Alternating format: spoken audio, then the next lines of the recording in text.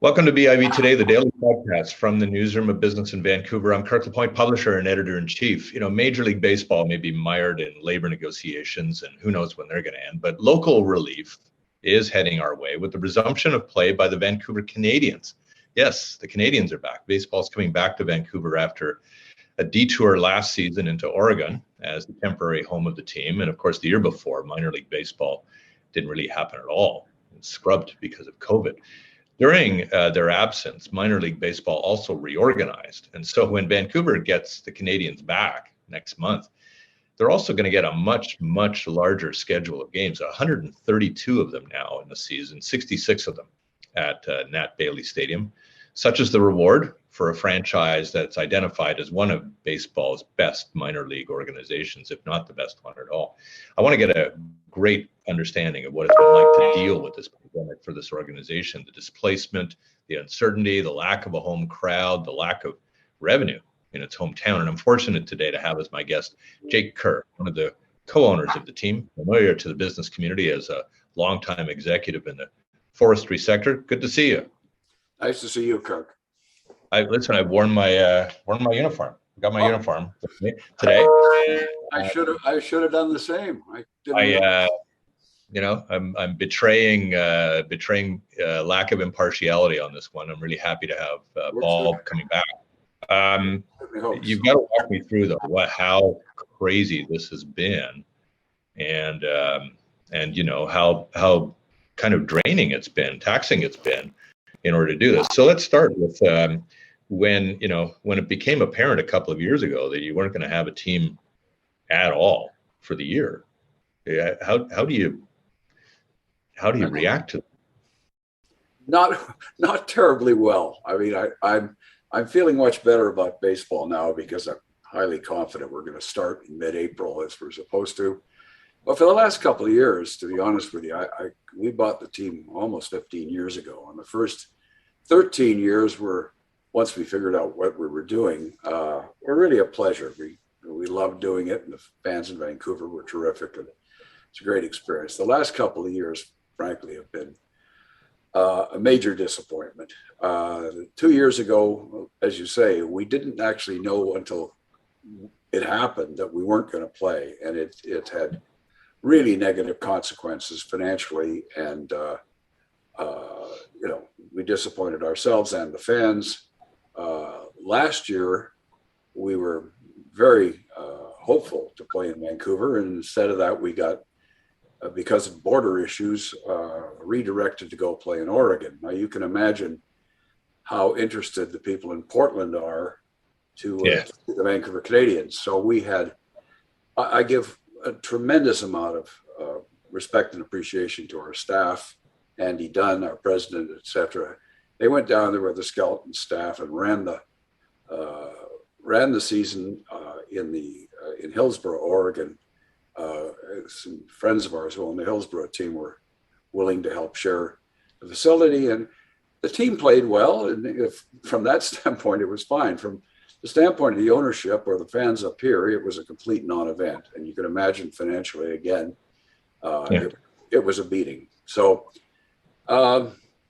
it's been a tough couple of years. And for Jeff Mooney and myself, my partner, we unfortunately got caught up in the reorganization of minor league baseball, where the powers that be decided we're going to go from 162 to 120 teams, and 42 teams in 42 cities in the U.S. literally disappeared. We owned a team in Los Angeles and Lancaster in one of the suburbs, and we were eliminated. Just that's that. It's been nice. We'll see you. And that was tough. I mean, to be honest with you, it was a great shock. Lancaster has great facilities, and it was a numbers game. And they just decided they needed to move in they needed a team in Fresno. They didn't need a team in Lancaster, and that was that. So it's been a bad couple of years. But having said that, as you said it, the new reorganized minor league baseball is going to be very good for Vancouver. We've moved up a full classification to high A, which means that we'll no longer have a situation where people skip Vancouver. So when we were at low A, a really good player like Vladimir Guerrero never appeared in Vancouver because he was good enough to skip almost like skipping a grade in school. And Vancouver that will not happen. And so we'll have a better caliber of ball. And as you just pointed out, we'll play 132 games.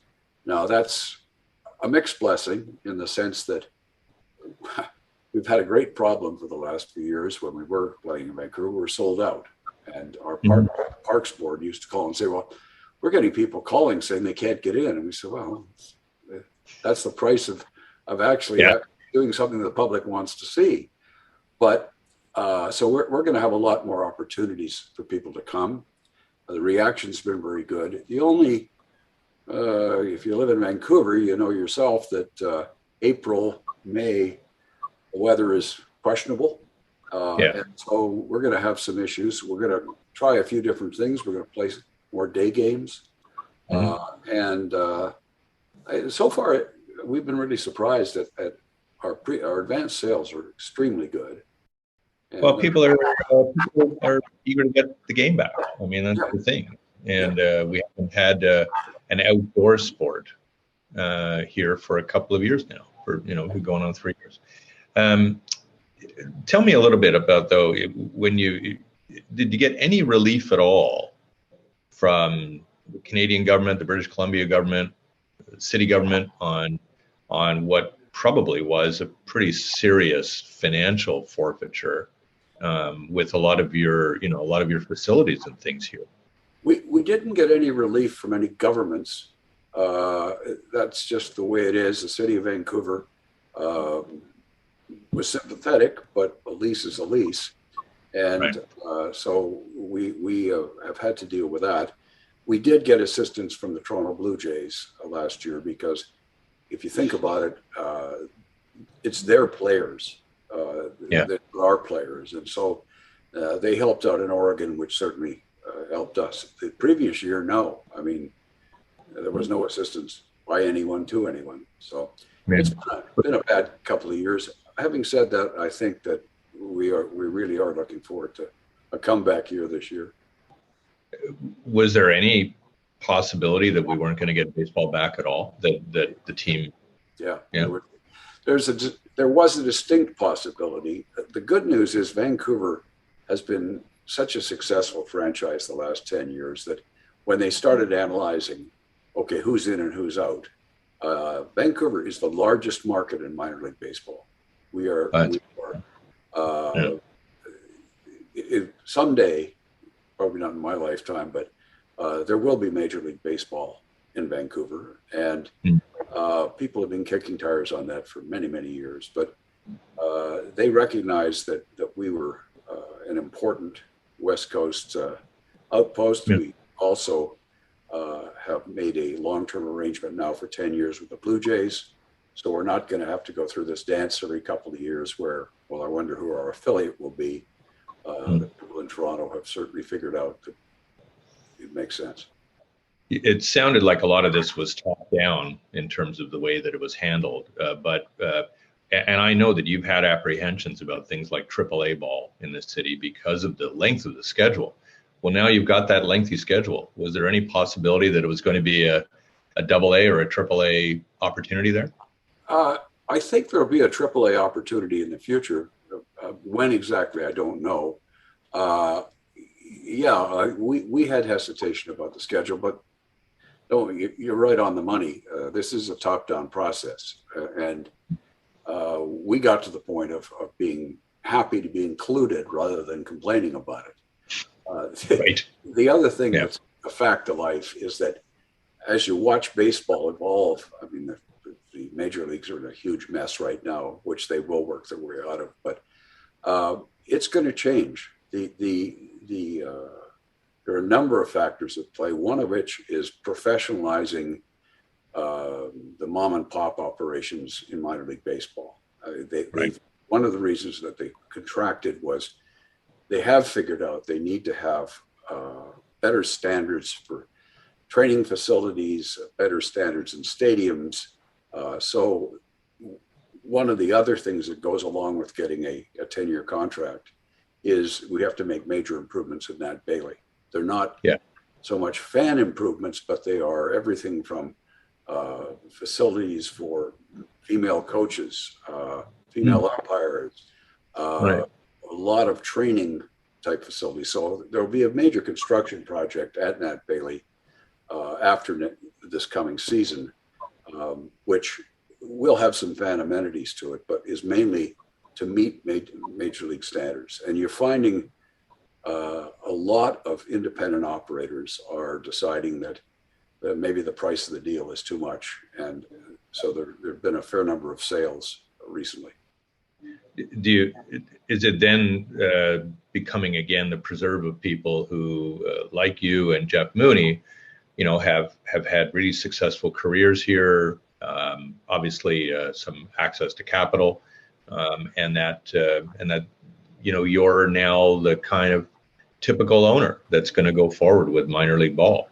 I think we're the typical independent owner. I think you're going to see a lot more affiliations. There's a group in the States that have been buying up minor league franchises with an eye to putting together almost what you'd call syndicates of minor league teams. They think there are synergies. They think there are issues of scale, and there's a lot going on behind the scenes in baseball and in sports in general. I mean, sports betting is becoming a huge thing in the United States and will be in Canada, I believe, and that's going to drive a fair bit of the value. And so some of these syndicated operations can package up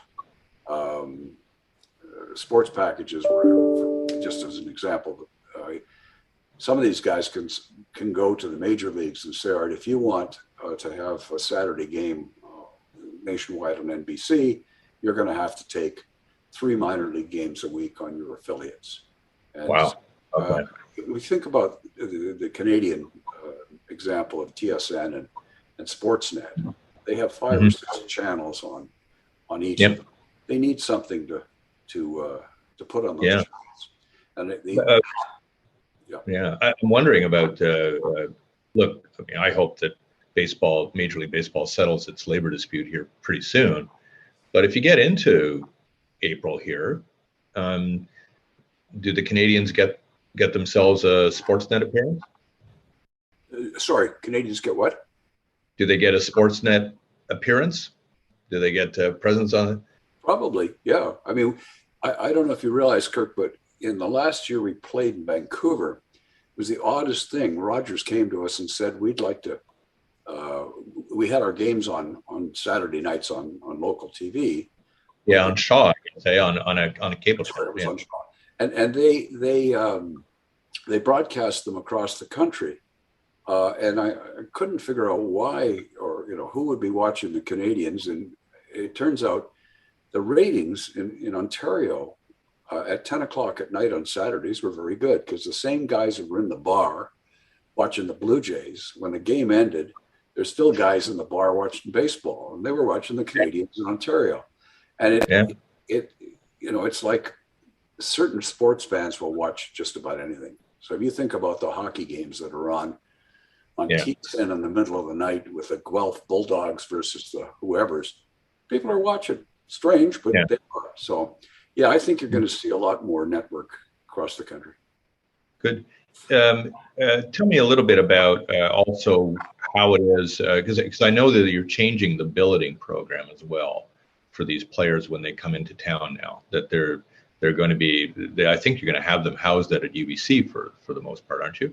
Well, I'm not clear myself on that, Kirk. I have to talk to Andy more about it, Andy Dunn, because I think that is the way it's going to go, again, because they're trying to get a certain standard as this is the minimum you can have in a community. But our housing program is so strong that I'm not sure the decision is final here. Because the reason I ask is that, of course, UBC has its own pretty substantial baseball program, and has facilities out there that in some ways rival what you could do day after day at Nat Bailey, right? I mean, is there anything there in terms of an integration or a relationship that you think you can do? Well, we have a great relationship with UBC Baseball and have used their facilities. They've used ours. The major leagues want the facilities at the stadium, so they will be able to control people's diet.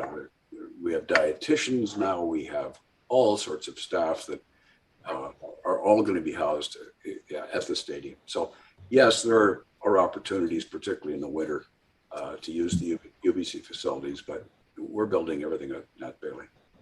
And I guess the last area that I have, I mean, because the way that it used to be with the Canadians is that you had a split season, and playoff qualifications were that you had to finish atop your division in one of those two things to play and that kind of thing.